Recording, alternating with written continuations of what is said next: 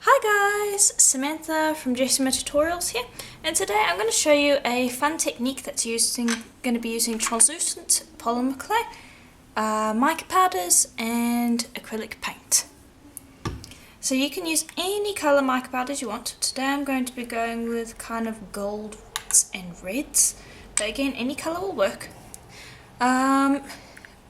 As far as the acrylic paint goes, you can also use any colour, but I find that white or pearl white is preferable just because of the effect.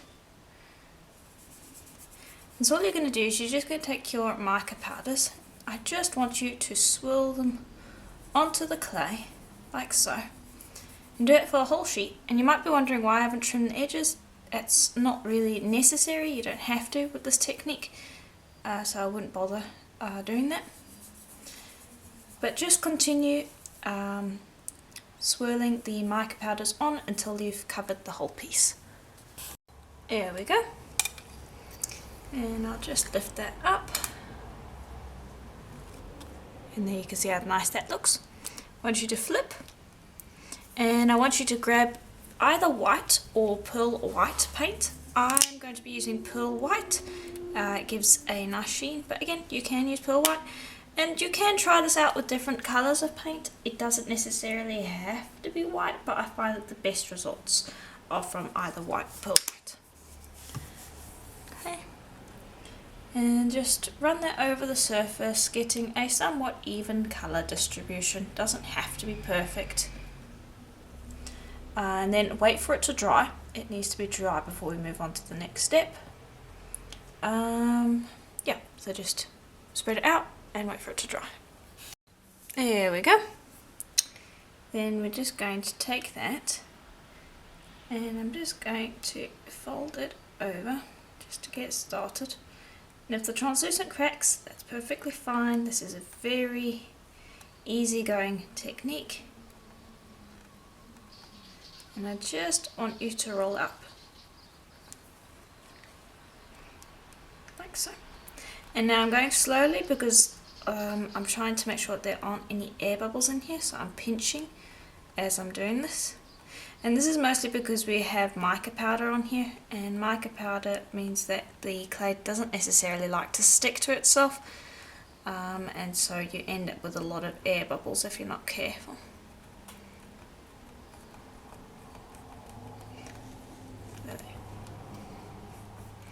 So just as you roll, just make sure you're rolling tightly and that you're smoothing it along like so, just to get rid of as much air bubbles as possible. Okay, and then I'm going to bend that in on itself. If it cracks, that's fine. Let's do the same on that side. There we go, just get that all nice and squished together. And then you're going to spend a while pressing this all up and together on itself because, well, the mica powder doesn't want to stick to itself. So it's going to take a bit to get it all to squish together. So continue squishing and pressing until it's all stuck together and you can get it into a nice square cane. Okay, and there we go. So I've got that into a rough square, or not square, a rectangle. And I just use my roller to do that. Okay. Then I'm going to bring over a blade and we're going to start slicing.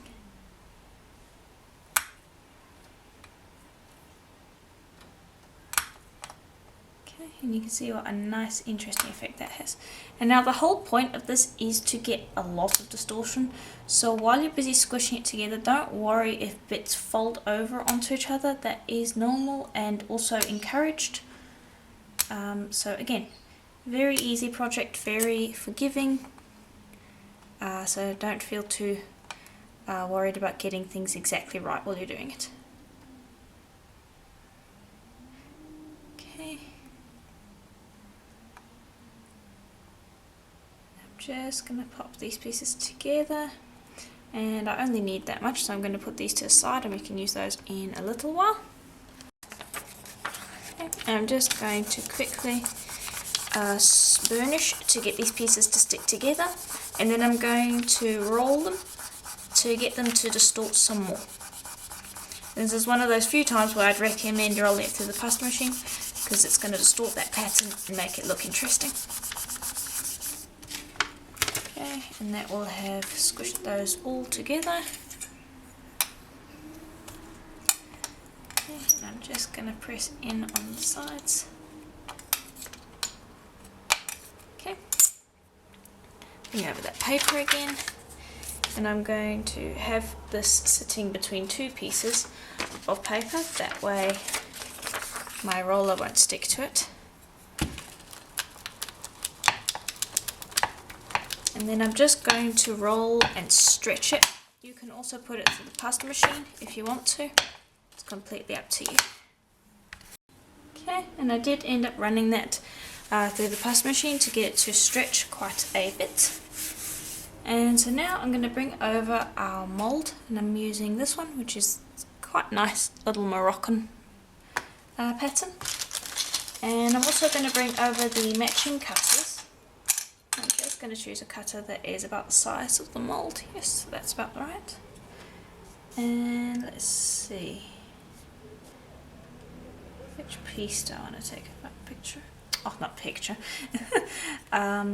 Slice out of. Let's do this one.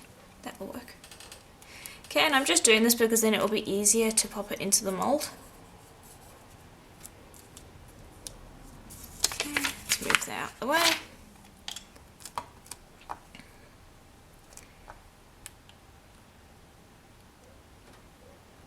Then gently work that into the mold. And we are going to have excess clay, that is to be expected. Okay, then I want you to take some of the excess clay from that sheet that we had before and just bunch that up.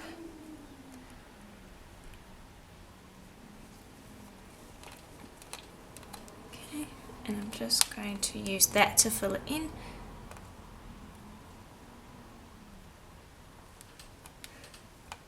Okay, and I might need some more, probably will. So I'm just going to continue filling this in. And you can of course just use translucent clay to fill this in if you want, but I find that it's better to use this because then you keep the swirls and stuff. Okay. Okay, then once you've got filled in for the most part, like we have here, then just take this excess clay around the edges and just fold it in.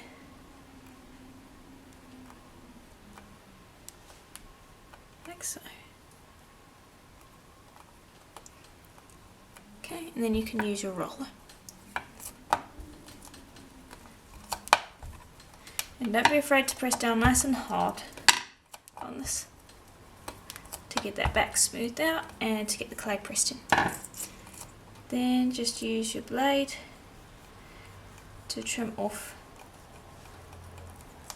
that excess. Okay. And I'll just use my roller again to make sure it's nice and flat.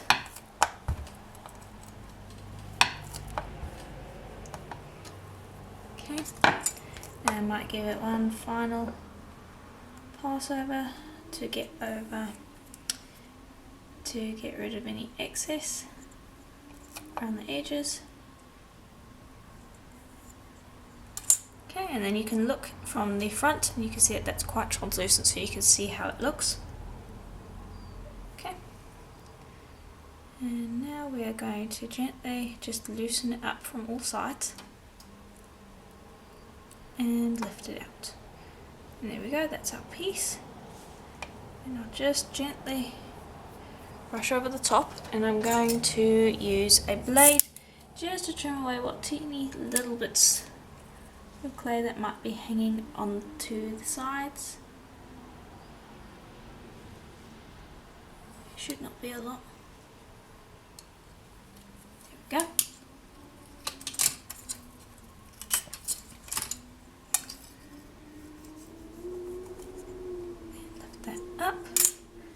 just run your finger along the sides just to gently smooth that out. And there we go, you've got your cabochon. So now I would recommend going and baking that, because we want to sand it. And I might make one more just to see which one I like the best. And then once they're done, we are going to put them into their setting. Okay, and here they are out of the oven. So you can see how much more vibrant the colours are. This is the extra one that I did, whereas this is the one that we did. Now hopefully you can see the difference between them. This one has been sanded, whereas this one has not. So I'm going to show you how to sand it quickly. So I'm going to be working with 400, 600, 800 and 1200 grit wet dry sandpaper. And I start with the 400. And this is the one that you're going to spend the most time on. And you're just going to quickly go around the sides. Just wet that, make it easier. And that will just get rid of any excess clay. And then you're going to sand the front. And it shouldn't take too much because these were made in a mould and that mould is quite smooth. It just needs a light sand to get it up to a nice shine. And this is mostly just to remove excess mica particles on the surface, more so than it is to really smooth it out and get rid of imperfections. So you'll sand with the 400 until it's nice and smooth to the touch. Then you'll move on to the 600, then 800, and then finally the 1200. Dry it off, and then you'll have sanded your piece. Okay, and there we go. So now they're both done. So now you pick the one that you prefer. Personally, I like this one the best, but they're both quite nice. I think we'll be working with this one. So I'm going to bring over some black clay that has been rolled out on the thickest setting of my pasta machine. And I'm just going to pop it on a piece of paper while I work with it. And I'm just going to use this aquarium filter sponge. You can use coarse sandpaper as well to get a nice texture on it. Here we go. Okay, then you grab the piece that you want to use. You can pop liquid clay down, but I don't really think that's necessary. Now I'm just going to take that and I am going to press on it firmly to get it to press into that clay. Okay, and you should not be able to see any gaps the whole way around.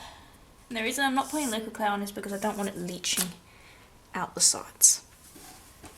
Right, there we go. Then I'm going to bring over the next size up the Moroccan cutter. Okay. And I'm going to cut. Just make sure you press nice and firmly. And lift that up. Okay. And that clay should be pretty well stuck down onto the paper.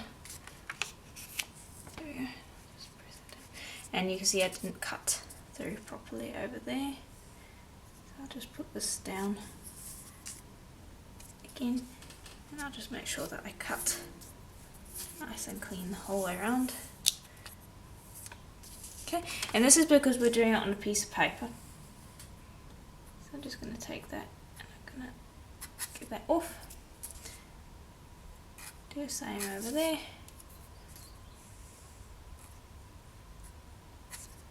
Okay. And I'm just going to, actually I won't use my fingers, let me use this. So just gently press down the edges so that they're not beveled up. Just so that it's sitting nice and flat. Then I'm going to bake that for a full hour at Primo's recommended temperature, and when it's done we are going to coat this in resin. Okay, and here it is out of the oven. So you can see on the back it looks nice and smooth because we baked it on that piece of paper. And so now what I want to do is I just want to see how nice this looks buffed. I might put resin on it, but if it looks nice enough buffed, then I'm not going to put resin on it. So I'm just going to buff it quickly without Renaissance wax and see how it looks.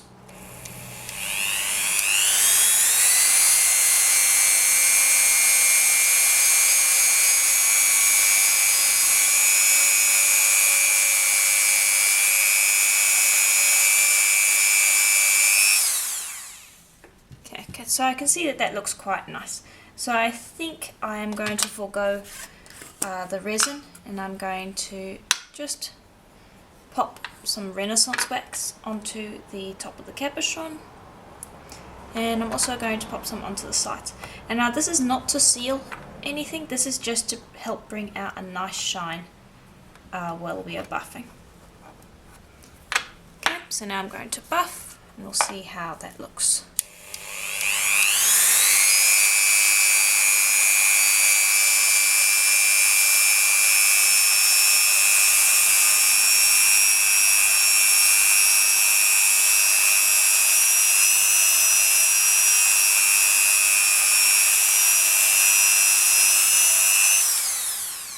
So I've done most of it. I'd like to go over it a little bit more, but you can see there what a nice sheen that's got to it. So I'm going to continue with that, and I'll show you what it looks like afterwards. I'm also going to buff the back. Okay, so what I'm going to do now is I'm going to drill it. So you can either string it that way or that way. Personally, I like this point being the top, so that's where I'm going to drill.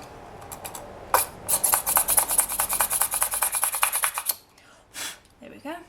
And I'm trying not to touch the front because Renaissance wax takes an hour or two to dry completely. So try your best not to handle the front bit too much, otherwise you can end up getting fingerprints on the surface.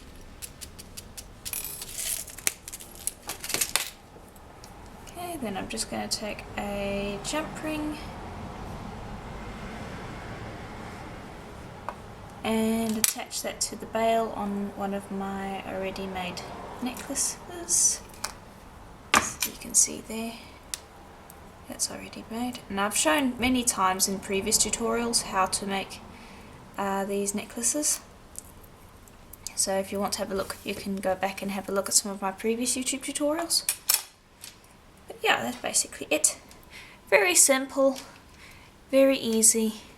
And it looks really quite nice. I like how the piece came out. Now keep in mind that you can of course use any colour mica powder. The mica powder colour is going to dictate how it looks, and it can vary quite wildly depending on what colour mica powder you use. You can also use pastels, any sort of any pastels, any mica powders. You can even swap the mica powders out for coloured paints if you want to. I still highly recommend using pearl white or regular white paint in at least one of the steps, just because it allows you to have a nice light background. Without that it can be a little muddy, so that's the one thing that I would recommend you keep. But as for the coloured parts, you can do paint, pastels or mica powders, whichever one you wish. So, if you enjoyed this tutorial, please do let me know in the comments below, and if you would like to support this channel so that I can continue creating videos every week on YouTube, please do consider becoming a patron on my Patreon account. Another way that you can support the channel is also to visit my Etsy shop, where I supply all of the tools that I use in my videos, so please do consider checking that out. And as always, I'll see you in the next one. Bye for now.